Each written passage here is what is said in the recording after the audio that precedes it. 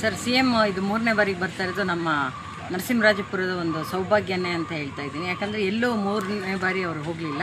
ಅವರು ಈಗಾಗಲೇ ಹೊಸದಾಗಿ ಹೊನ್ನೆಕೊಡಿಗೆ ಸಂಪರ್ಕ ಸೇತುವೆಯನ್ನು ಮಾಡಿದ್ದಾರೆ. ಆಮೇಲೆ ರಸ್ತೆ ಅಗಲೀಕರಣಕ್ಕೆ ಸುಮಾರು ಸಾಕಷ್ಟು 60 ಕೋಟಿ ಅನುದಾನವನ್ನು ಕೊಟ್ಟಿದ್ದಾರೆ. ಅದರ ಗುದ್ದಲಿ ಪೂಜೆ ಸಹ ಇವತ್ತು ನಡೀತಾ ಇದೆ. ಅದು 100 ವರ್ಷದ ಕನಸು. 100 ವರ್ಷದ ನಂತರದಲ್ಲಿ ಈ ಒಂದು ಕಾರ್ಯ ನಡೀತಾ ಇರೋದ್ರಿಂದ ರಸ್ತೆ ಅಗಲೀಕರಣ ತುಂಬ ಅವಶ್ಯಕತೆಯಾಗಿತ್ತು. ಸಣ್ಣ ರಸ್ತೆ ಇತ್ತು, ಜನ ಕಿಕ್ಕಿರಿದಿತ್ತು, ವಯೋವೃದ್ಧರು, ಶಾಲಾ ಮಕ್ಕಳು ಓಡಾಡೋದೇ ತುಂಬ ಕಷ್ಟ ಆಗಿತ್ತು. ಅದೀಗ ರಸ್ತೆ ಅಗಲೀಕರಣ ಆಗೋದ್ರಿಂದ ವ್ಯಾಪಾರ ವಹಿವಾಟುಗಳು ಜಾಸ್ತಿ ಆಗುತ್ತೆ. ಆಮೇಲೆ ಪ್ರವಾಸೋದ್ಯಮದಿಂದ ಈಗ CM ಬಂದಾಗ ಕೇಳೋಣ ಅಂತ ಅಂದ್ಕೊಂಡಿದ್ವಿ. ಯಾಕಂದರೆ ಸೇತುವೆ ಆಗಿರೋದ್ರಿಂದ ಅಲ್ಲಿ ಪ್ರವಾಸೋದ್ಯಮ ಇಲಾಖೆಯಿಂದ ಅಲ್ಲಿ ಒಂದು ವಾಟರ್ ಪಾರ್ಕ್, ಒಂದು ರೆಸಾರ್ಟ್ ಇವುಗಳನ್ನೆಲ್ಲ ಮಾಡೋವಂಥ ಒಂದು ಪ್ಲ್ಯಾನಿಂಗ್ ಇದೆ. ಆಮೇಲೆ ಚಿಕ್ಕಮಗಳೂರು ಇಲ್ಲಿಂದ 40 ಕಿಲೋಮೀಟ್ರ್ ದೂರದಲ್ಲೇ ಇರೋದ್ರಿಂದ ಆ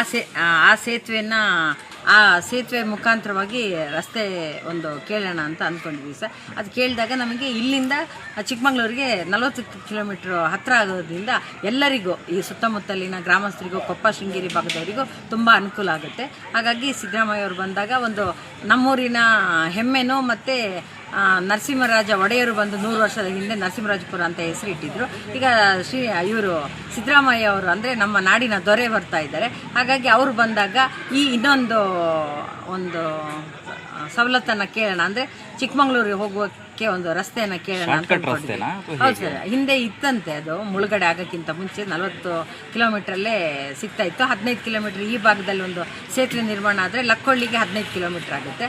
ಹಾಗಾಗಿ ಅದೆರಡನ್ನು ಕೇಳೋಣ ಅಂತ ಇದ್ವಿ. ಮತ್ತು ಪ್ರಾಣಿ ಮತ್ತು ಮಾನವನ ಸಂಘರ್ಷ ನಡೀತಾ ಇದೆ, ಅದಕ್ಕೋಸ್ಕರ ಹೆಚ್ಚಿನ ಅನುದಾನ ಬ್ಯಾರಿಕೇಡ್ಸ್ ಆಗಲಿಕ್ಕೆ ಅದನ್ನು ಒಂದು ಕೇಳೋಣ ಅಂತ ಇದ್ವಿ. ಆಮೇಲೆ ಗ್ರಾಮೀಣ ರಸ್ತೆಗಳು ತುಂಬ ಹೊಂಡಗಳು ಬಿದ್ದು ತುಂಬ ಹದಗೆಟ್ಟಿದೆ.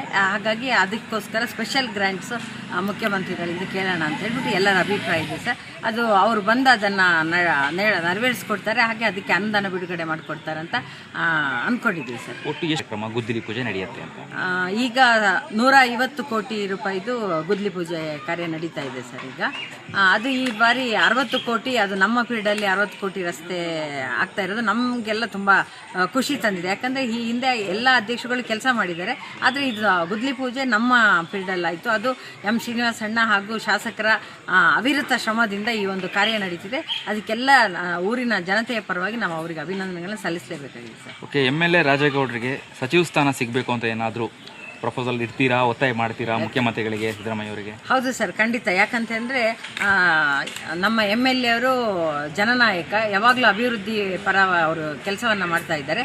ಯಾಕಂದರೆ ಅವರು 2ನೇ ಬಾರಿ ಗೆದ್ದಿರೋದ್ರಿಂದ ಶೃಂಗೇರಿ ಕ್ಷೇತ್ರದಲ್ಲಿ ಅಥವಾ ಚಿಕ್ಕಮಗಳೂರು ಡಿಸ್ಟಿಕ್ಕಲ್ಲಿ ಅವರು 2ನೇ ಬಾರಿ ಶಾಸಕರಾಗಿರೋದು.